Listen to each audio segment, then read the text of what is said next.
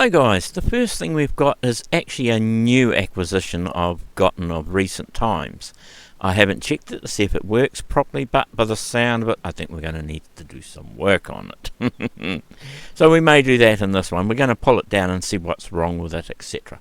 So I will take you across to it and show you what it is.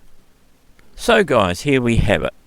And this is the Spectra Video MegaBoard, or the SV128, for those of you who want the number. It is battery driven, and that is because this is a joystick which is compatible with the Commodore 64, the Amiga, I'm pretty sure the MSX, and it has two clocks in it. It has a set of timers for up and down, a set and reset start counter, and it also has auto fire, slow motion, and a Commodore CPC mode as well. So this is really, really cool. So I've never had one of these, I've never seen one of these, so this is really, really interesting. So anyway, I will I had a quick look at it. These buttons seem to look okay, and these go across okay. They probably all need a decent clean, but this button tends to jam, and also when I move it, there's something rattling around inside. Now it hasn't had the batteries rot out in it, which is good, so the battery case is nice and clean inside there, but you can hear what's rattling around. So I think the next thing we need to do is undo the 5 screws and take the base off and have a look at it. So I mean, this is a reasonably good joystick. Now I'm not sure if it's meant to go, I'm pretty sure it's meant to go side to side, but I'm not 100% sure. But up, down, left and right, and that. So I think we'll take it open and see what we find inside. Okay, so, but I don't usually collect joysticks. I do have quite a few different ones for the Spectra videos, from their originals to the Mark IIs to the Mark IVs.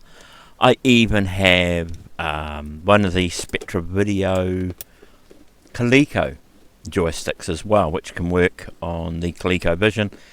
And I also have the version which has just got the one big button in it instead of the keypad on it.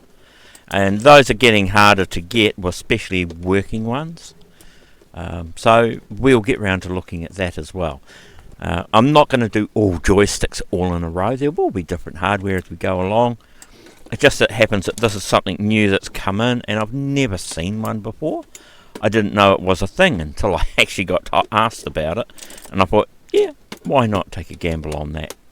It could be something cool. Now I think I'm going to have to get a longer screwdriver for those, because that's not going to be long enough. So let's see if we can get the we'll be able to get the adapter. Other than that, I'm thinking I'm going to have to get a fin Phillips to get down there, because I don't think that, no, that's definitely not going to fit down there. So I'll have to get a normal Phillips to go down in there, and I will do that and be back in a sec. Got a slightly longer screwdriver, so we should be able to get these out now.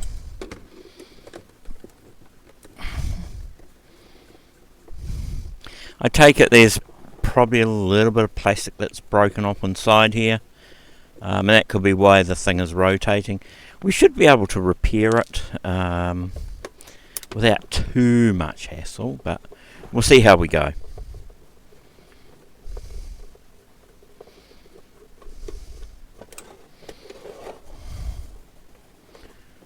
Okay, now for the big reveal. Hopefully it's not anything too nasty. Okay, this doesn't look very promising. I wonder if I've got to... I probably have to take the other part off. Yeah, I do. Okay, so I have to take the handle off first. I've never had one of these, so I've never pulled one apart, so I couldn't tell you what does what. But so long as you're gentle with these things and you don't get too over the top, you can generally work them out, what's wrong and what goes where. But it looks like it definitely needed a decent clean for a wee bit, so we will be giving that at some stage. But this is basically just a simple going to be a simple take apart to find out what's wrong with it. Alright, so those are the trigger pieces, and this uses some form of a switch for the fire buttons. Yeah, they were just like a probably an early version to a micro switch actually. So I'm just going to mark on these top and bottom so I know which one goes where. That one's the top one, and that's the bottom one. Now it looks like they had options for other things because they've got more than one set of holes in these little circuit boards. So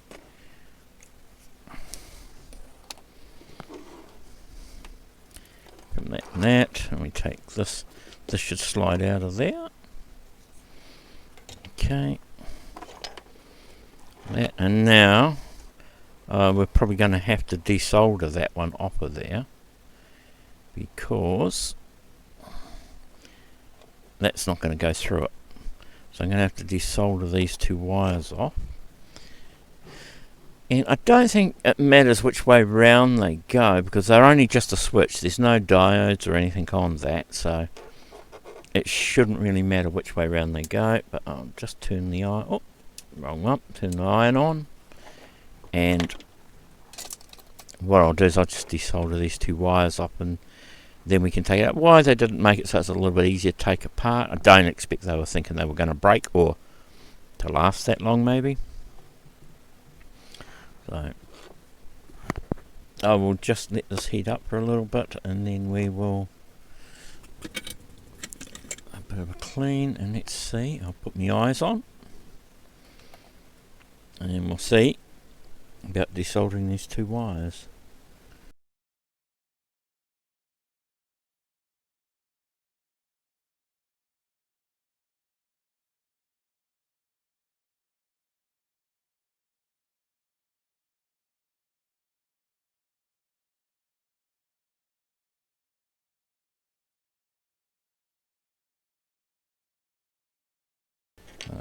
And I'll just tidy those up a little bit, just get all the solder off of the holes so when I go to put it back together they're nice and clean.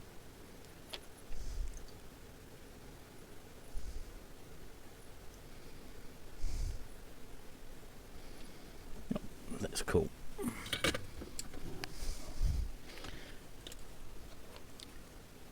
So that's all nice and clean now, so I know which one's the top because it's got the solder on it from when I took the wires off. So now theoretically this should pop off, and it does. Now the problem we're going to have is because of all the electronics on here, we're not going to be able to lift this board right off. And so here we go guys, so here's your first look inside the 128.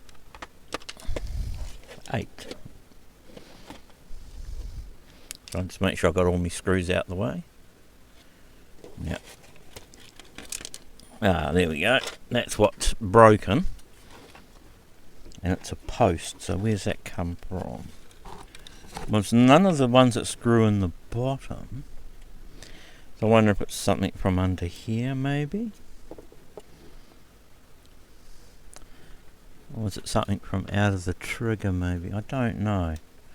I'm not sure where that... yes, there we go, there. It's right there.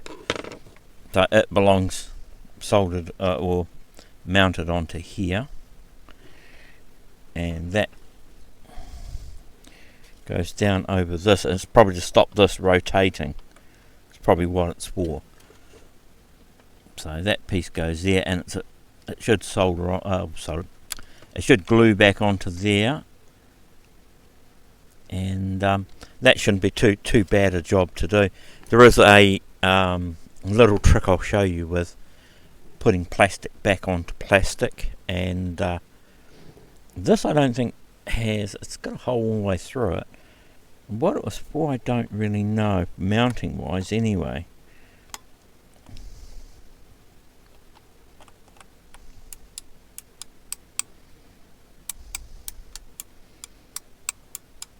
quite a simple way of working the switches and that on here.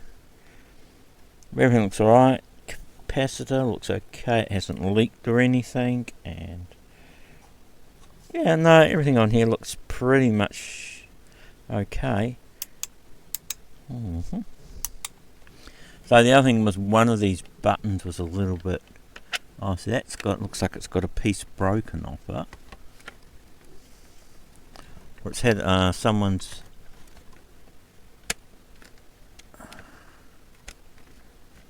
someone might have tried to repair it at some stage. This one's a bit sticky compared to this other one. So I wonder if I've gotten some stuff in it that's caused it to catch. So these can be undone and taken out, which I'm going to do. I'm going to take this completely apart and give these a clean, because I can also put some lithium or some silicon spray around these to actually make them work a lot better. But this is quite grubby inside. It's actually really dirty around this. So it's had a little bit of a hard workout. There's a few little indentations in it, which had a wee bit of a hammering over time, because that's the spring in the middle to keep it steady.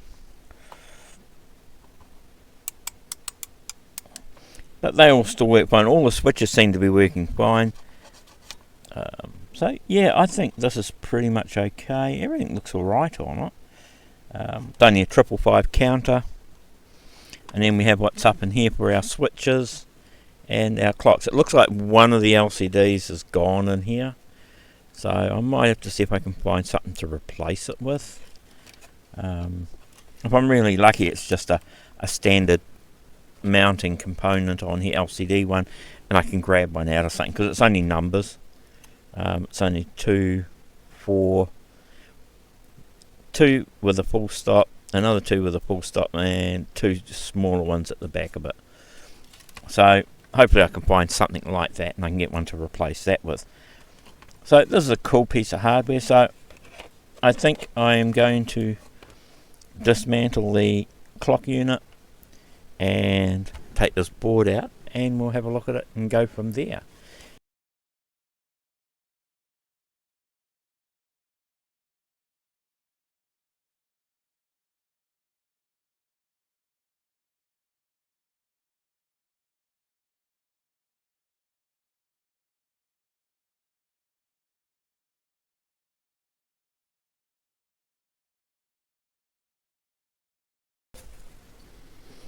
Okay, so what I'm thinking is this is stuck on after the fact, and this is wider than the gap is, and so it's not going to go down behind there. I just want to see if I can lift up a corner and see if that is the case.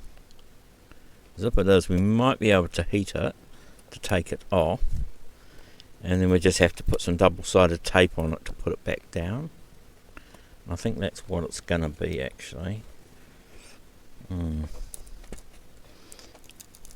If we're really lucky, the glue mightn't be that great on it, and it might give way. I mean, I could get me cell phone tools out and get a spudger or something from that, but I think this is not going to be too bad, actually, because I don't think this glue is very good at this stage. And if I need to, I can put it down and re-straighten it anyway.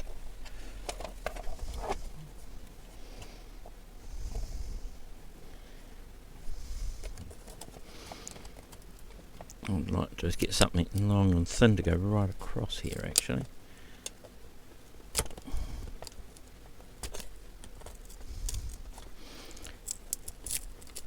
I mean, worst case scenario is there are companies online now that'll actually, if you have a sample, they will actually print these metallized covers for you too, and I don't think they're too bad, but I can't be 100% sure on that.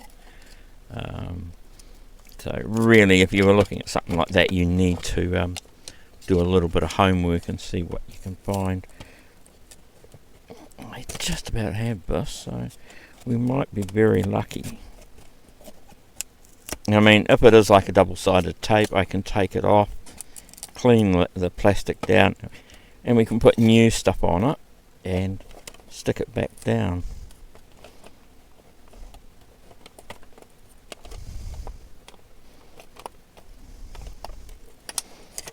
Seems to be this top corner. It's like it looks like it's a contact glue they've used to stick it down with rather than a double-sided tape. And I think that was the reason, was because this is slightly wider than the plastic, and that is why it wouldn't give it up. So just hoping we can get this out without damaging myself or it, and there we go. So that's not too bad, that's pretty good. That needs a good clean. And as I thought, as soon as you took that off, it falls out. So there's a lip just around the inside, and that was holding it on being glued in. So that's come out. So that's good, because I do need to take these out and check all these and give it a really good clean. And find out why they're not actually working very well. And I don't know if they have some form of spring underneath them, or whether they're just working from gravity, but something to have a look at. So that's that part of it, and while we've got this out, we can actually glue that other part on here. And as I was saying, with the hole through it, if we wanted to, could get a long thread, and we could fill this hole in down here and get a long threaded screw, and we could fill this in and then tap it and get a self-tapping style screw and screw it down through the center and into that, and that will actually hold it there really, really well. And that way we shouldn't come through the other side if we do that. It is quite thin there, but we shouldn't come through. Failing that, as I says, I can build up around here with the other idea I've got to show you about fixing this. Alrighty, so more than just a show and tell, this is a repair and tell.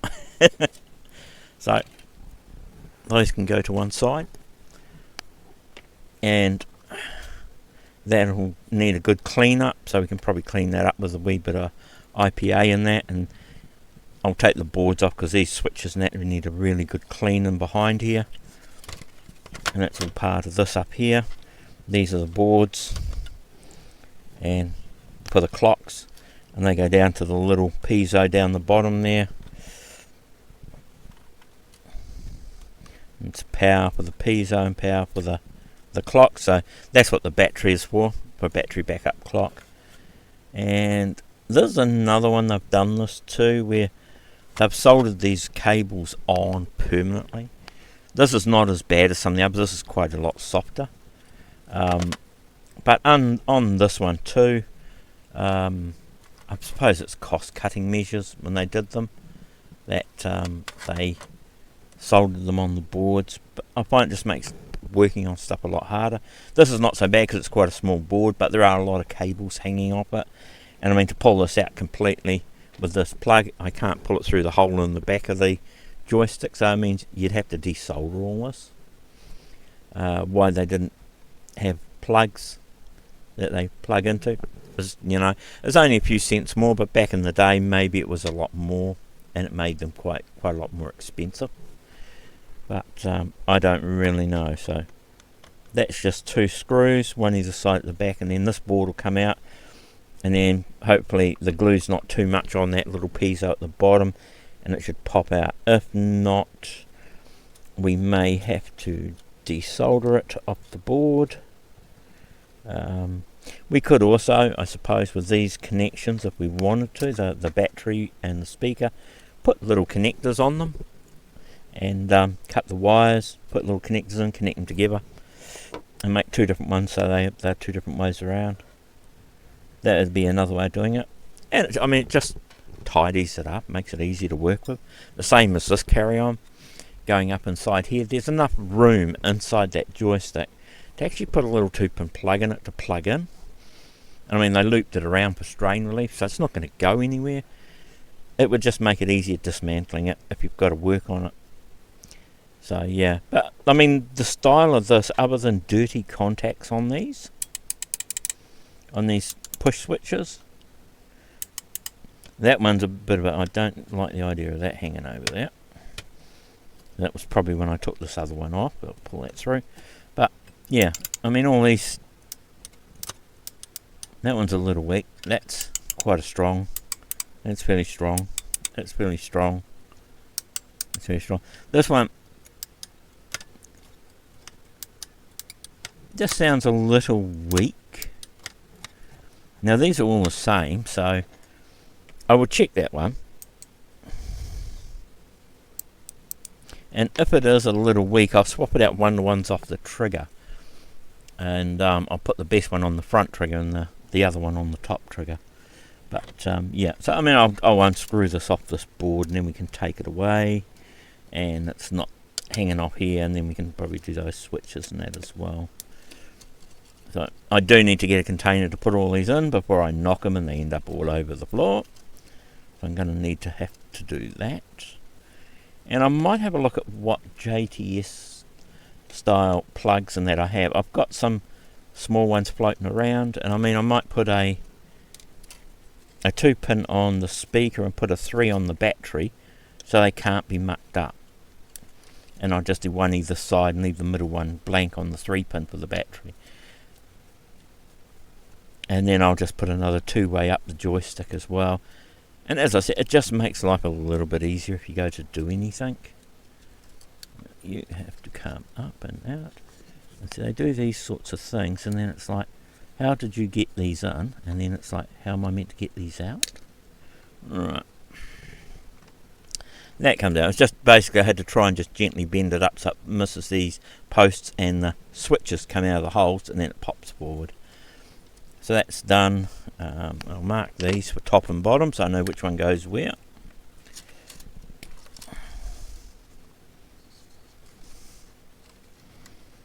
Yeah, I'll put T up here so I know that's the top. Otherwise I'm allowed to put them in upside down. Right. And I should actually, I have some bags in my drawer.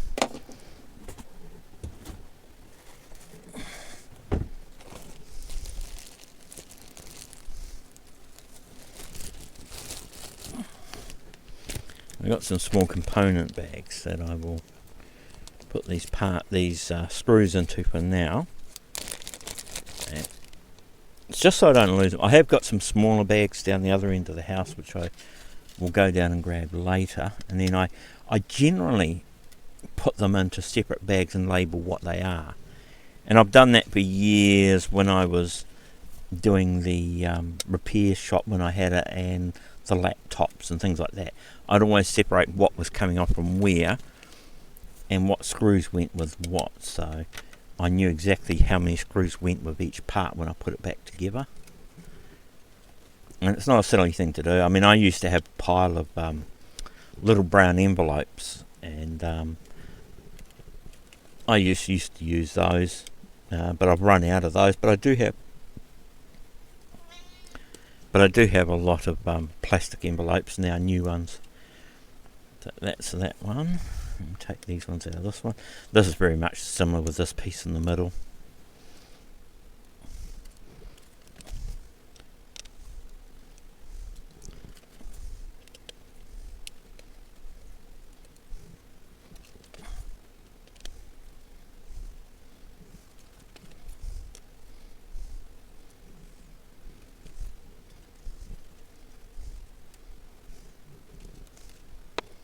Should come up now.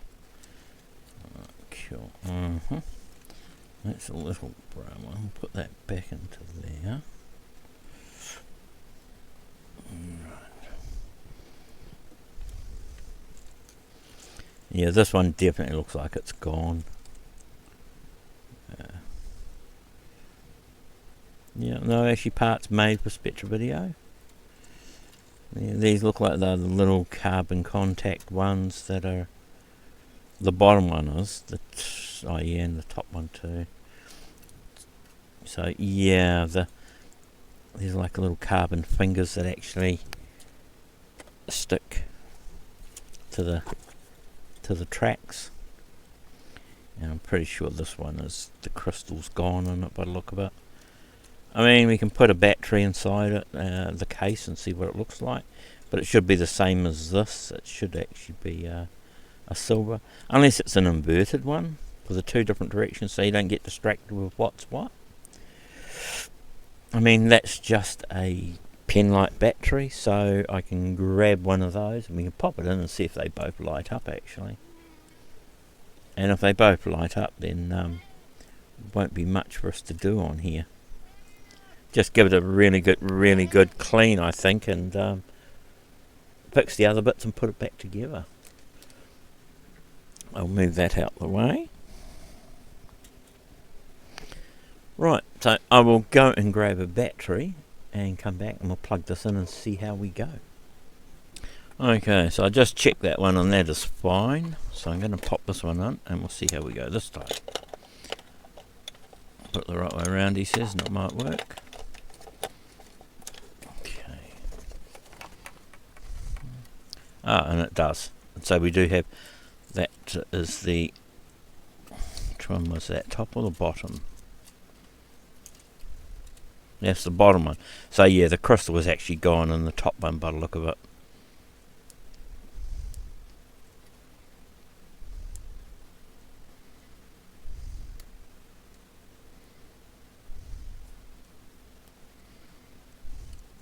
Okay, and that's for adjusting the numbers on here, and then turn it on and off. And I wonder if that, I'm not sure what the timing part of it is, unless it was for something. But yeah, this one is, I think this is bottom button and top button maybe. I'm not 100% sure. I'd have to find the manual on this online and have a look. I've seen a few pictures online since I've got it, and I've just been looking at them, so I must actually see what I can find.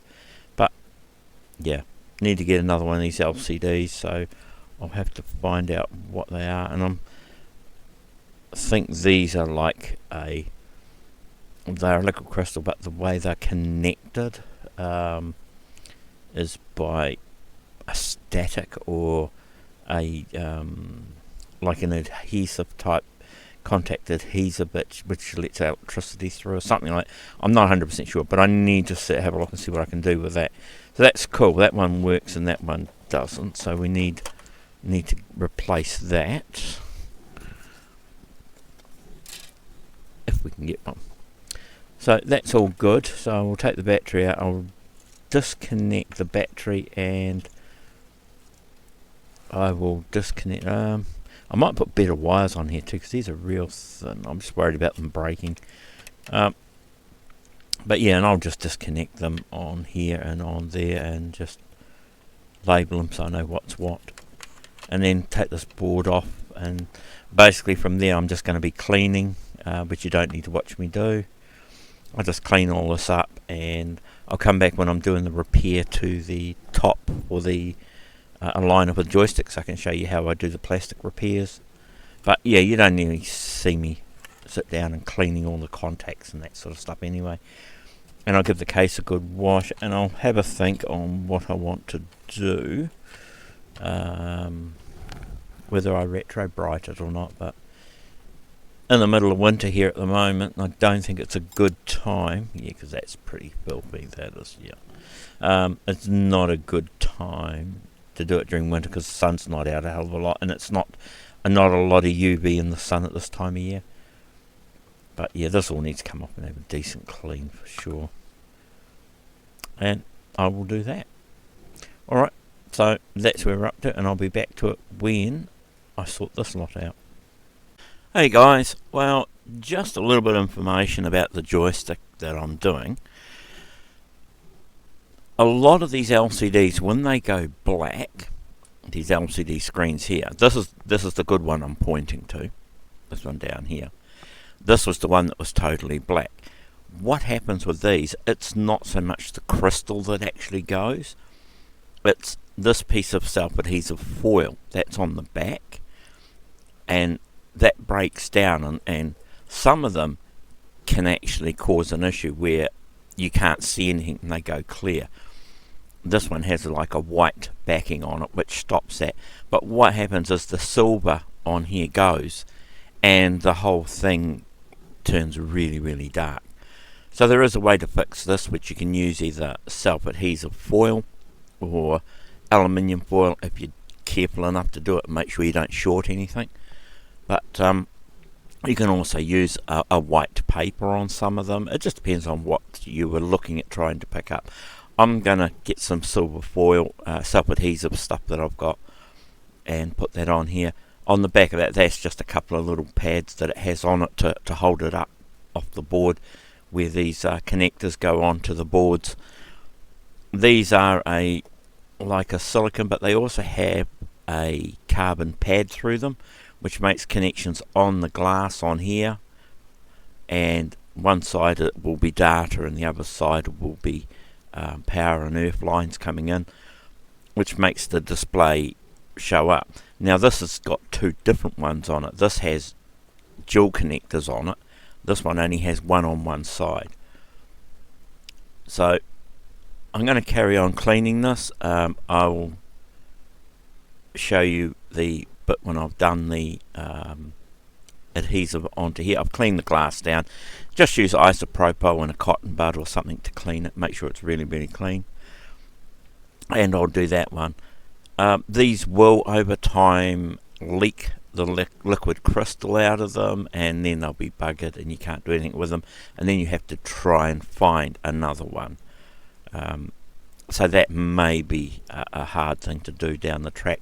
The other thing you could do is probably work out what it was doing and what it is. You could probably make one out of a modern version of a Nano or something like that, with a little LCD screen that they have now, the tiny wee project ones you can buy, and you'd probably get something very close to this size that you could retrofit into that joystick. So that would be another option if this doesn't work. But as you can see, I've been cleaning the joystick and it's really filthy. I don't think it's been cleaned in its life. And as you can see on here, all the grubbiness out of it.